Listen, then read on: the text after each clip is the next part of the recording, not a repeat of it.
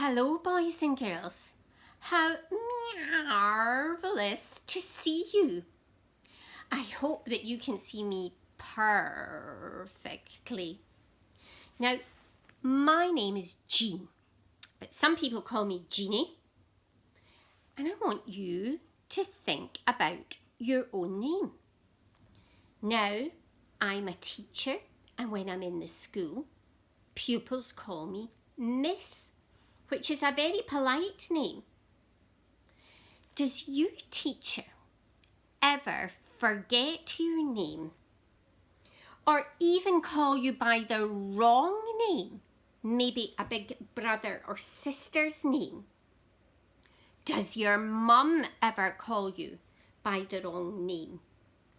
You know, names are important because they're part of your identity.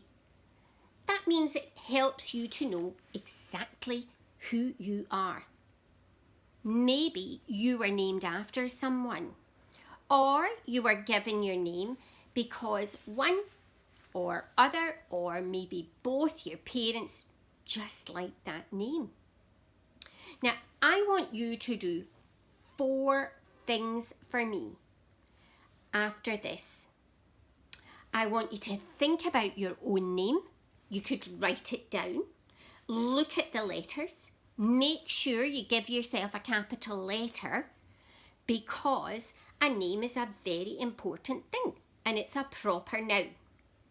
Do you know why you were given your name?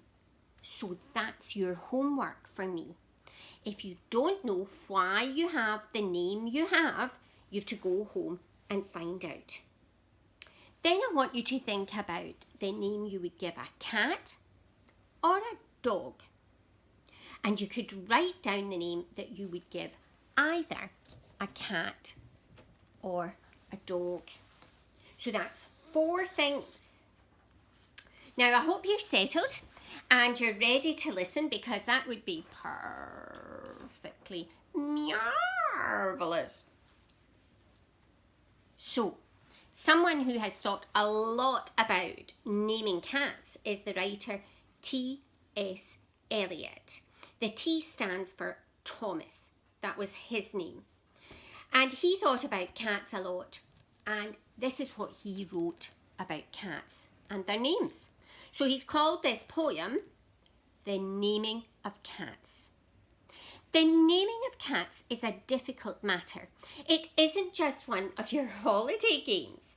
You may think at first I'm as mad as a hatter when I tell you a cat must have 3 different names.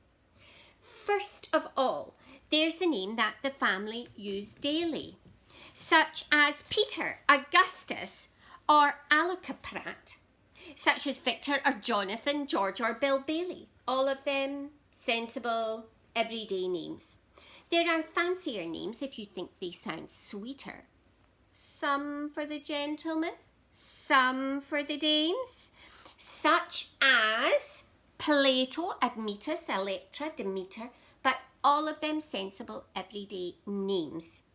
But I tell you, a cat needs a name that's particular, a name that's peculiar, and more dignified.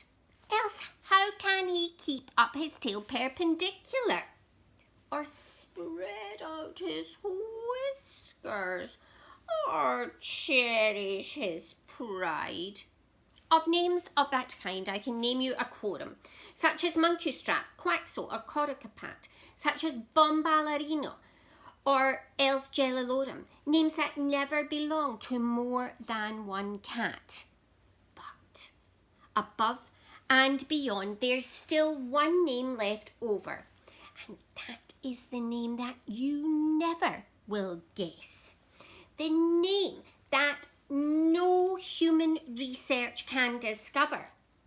But the cat himself knows and will never confess when you notice a cat in profound meditation.